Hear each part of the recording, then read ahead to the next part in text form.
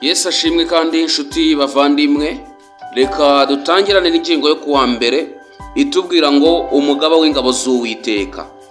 Tugiye gusoma isomo riri muri Yosuwa igice cya 5 ku murongo wa 13 tugeze ku wa 15.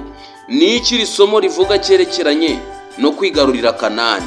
No kuvuga ngo iri somo ryo muri Yosuwa 5:13 marayika abonekera Yosuwa. Nuko Yosuwa yegera Yeriko, yubura amaso abona umuntu uhagaze amwerekeye afite inkota mu ntoki. Yosuwa aramwegera aramubaza ati, mbese uri uwo mu bacu cyangwa uwo mu babisha bacu? Ku murongo wa 14 aramusubiza ati, oya, ahubwo nje nonaha kubera ingabo z'Uwiteka umugaba. Aje nonaha kandi aje kubera ingabo z'Uwiteka iki? Umugaba. Umurongo Yosuwa yikubita hasi yubamye aramuramya aramubaza ati, mutware njyewe umugaragu wawe untegetse iki? 15 Nuko umugaba w'ingabo z'Uwiteka abwira Yosuwa ati, kwetura inkweto mu birenge byawe kuko uhagaze arahera. Yosuwa abigenza atyo, izina ry'Imana yacu rirabwa icyubahiro. Umugaba w'ingabo z'Uwiteka Yosuwa aramubona. Yosuwa aramwitegereza. Amaze kumwitegereza abona ko uwo muntu ateye ubwoba. Nuko aramubaza ikibazo gikomeye cyane.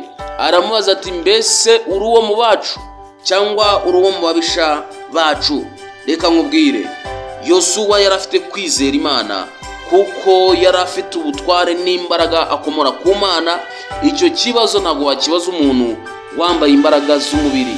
Niyo mpamvu uyu mugabo w'ingabo z'Uwiteka nawe yaramubwiye ati, oya da, ahubwo nje nonaha kandi nje kurwanirira ingabo z'Uwiteka. Niyo mpamvu Yosuwa yikubise hasi aramuramya. Amaze kumuramya, icyakurikiyeho niki?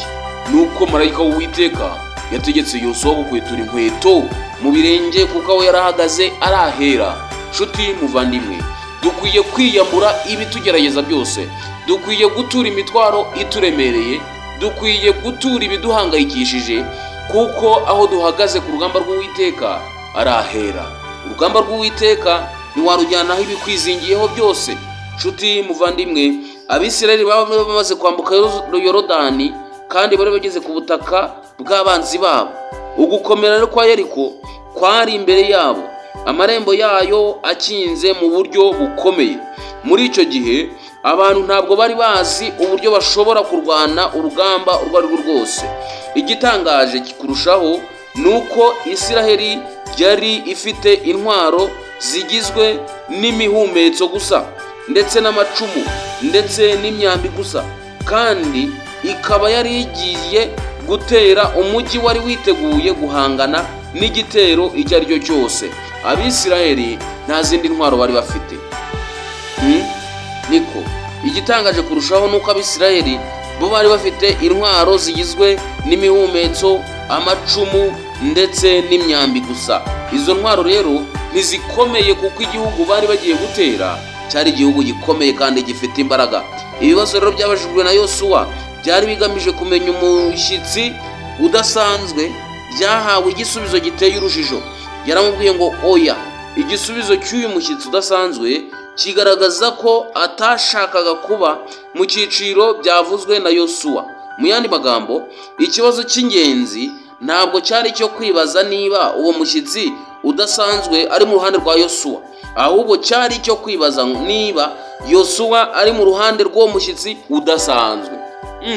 None se ko yamubajije ngo uri mu ruhande rwacu cyangwa uri mu ruhande rw'abisha bacu? Nyamara Yosuwa yasubijwe igisubizo kivuga ngo nje kurwanirira ingabo z'Uwiteka.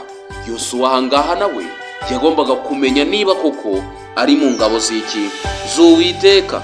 Gereranya rero ibivugwa muri Yosuwa 5:14 na 15 n'ibivugwa mu rwa kabiri rw'Abami igice cya 6:8 kugeza 17, Nehemiya 9 kugeza 6, Yosuwa Yesaya 34:16. Ni iki wakwigira ku biranga umugaba w'ingabo z'Uwiteka? Nshuti muvandimwe, mbese ibiranga umugaba w'ingabo z'Uwiteka ni ibihe? Ni ibihe? Igitabo cya kabiri cy'Abami mu gice cya gatandatu tugiye gusoma iyi mirongo uhereye ku murongo wa 8 kugeza ku murongo wa 17 twumve ngo niki kibivuga. Imana yereka umugaragu wa Elisa ingabo zo mu ijuru. Muri iyo minsi umwami w'Isiriya yarwanaga n'Abisirayeli, maze ajya inama n'abagaragu be aravuga ati, ibunaka niho hazaba urugerero rwanjye.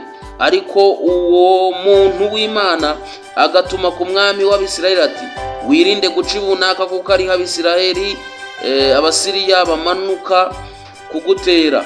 Umwami w'Abisirayeli nawe agatuma umuntu aho ngaho. Umuntu w'Imana yabaga avuze umuburira, nuko akajya akira. Muri ubwo buryo si rimwe ndetse si kabiri yagiye akira bitewe n'iyo miburo. Ibyo bituma rero umwami w'Isiriya ahagarika umutima cyane, ahamagaza abagaragu be arababaza ati, mbese nimwambwira umuntu wacu wifatanije n'umwami w'Abisirayeli?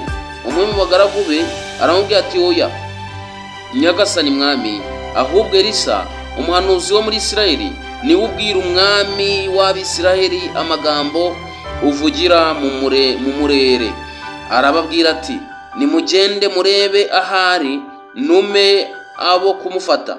Baramubwira bati, ari Datani. Ahera ko yohereza amafarashi n'amagare n'ingabo nyinshi, bagenda ijoro ryose bagota uwo mudugudu. Maze umugaragu w'uwo muntu w'Imana azinduka kare mu gitondo, arasohoka abona ingabo n'amafarashi n'amagare bigose uwo mudugudu. Umugaragu abwira shebuja ati, biracitse databuja, turagira dute? Nuko uwo mugaragu wa Elisa aramubwira ati, ko bicitse turagira gute? Aramusubiza ati, witinya, kuko abo turi kumwe ari benshi kuruta abari kumwe nabo. Nuko Elisa arasenga ati, Uwiteka ndakwinginze, muhumure amaso arebe. Nuko Uwiteka ahumura amaso y'uwo musore, arareba abona umusozi wuzuye amafarashi n'amagare by'umuriro bigose Elisa. Sangabo zigezeyo, Elisa yinginga Uwiteka ati, ndakwinginze humba amaso y'izi ngabo. Uwiteka ahera ko azihuma amaso nk'uko Elisa yabisabye. Elisa arazibwira ati, iyi si yo nzira kandi uyu si wo mudugudu, nimunkurikire ndabageza ku muntu mushaka. Nuko azijyana i Samariya. Bageze i Samariya, Elisa arasenga, Uwiteka humura amaso y'izo ngabo zirebe. Nuko Uwiteka zihumura amaso, zirebeye zisanga zigiye zibona ziri i Samariya hagati. Izi ngabo araziyobya. Mbega umuntu w'Uwiteka, mbega umugaragu w'Uwiteka, mbega umugabo w'ingabo z'Uwiteka. Uwiteka iyo uri mu ruhande rwe aguha ingabo zirenga 1000 zikakugota. Dukwiriye kuba mu ruhande rw'Uwiteka nk'uko Elisa yabigenje. Reka turebe muri Yesaya, kandi muri Yesaya igice cya 37 ho hari amagambo atubwira ngo iki. Yesaya 37 ku murongo wa 16 naho hari amagambo tutarenza ingohe atubwira ngo, Uwiteka Nyiringabo Mana ya Isirayeli, wicara ku bakerubi, ni wowe wenyine Imana y'ibihugu by'abami bo mu isi byose, ni wowe waremye ijuru n'isi. Gukomera rero nuko Uwiteka. Kandi ni isengesho rya Hezekiya. Hezekiya yarisenze akomeje kandi afite umutima utuje, bituma Uwiteka yumva gusenga kwa Hezekiya. Nshuti muvandimwe, igihe nge namwe tugeze mu bitugerageza byinshi, dukwiriye kwisunga imbaraga z'ijuru, dukwiriye kwinginga Imana, dukwiriye gusanga Uwiteka tukamwereka uko bimeze, tukamwereka uko biteye, maze Uwiteka we ukiranukira kutubabarira, akatwezaho kandi intenge zose azatubabarira. Izina ry'Imana yacu rihabwe icyubahiro. Mu gihe imvugo rero umugabo w'ingabo z'Uwiteka ari imvugo yihariye muri Bibiliya y'igiheburayo, ihuzwa n'amagambo y'umugaba n'umuyobozi w'ingabo. Buri gihe rikunze gusobanura umuyobozi w'ingabo. Mu byanditswe byera ijambo ingabo rishobora gusobanura abasirikare cyangwa se abamarayika cyangwa ingabo zo mu ijuru. Kristo wari wigize umuntu yiyeretse Yosuwa atari umufasha cyangwa umugaba nyakuri w'ingabo za Isirayeli gusa, ahubwo yamwiyeretse nk'umugabo w'ingabo zitagaragarira amaso ariko ziriho z'abamarayika. Izi ngabo zirigara uruhare rukomeye, zijya zigira uruhare rukomeye mu rugamba rukomeye ruruta urwari ruhangayikishije Yosuwa ndetse n'abanyakanani.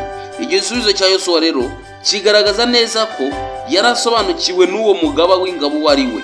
Uwo mugaba areshya n'Imana, niyo mpamvu Yosuwa yikubise hasi yubamye akamuramya nk'ikimenyetso cyo kwicisha bugufi no kumwubaha gukomeye.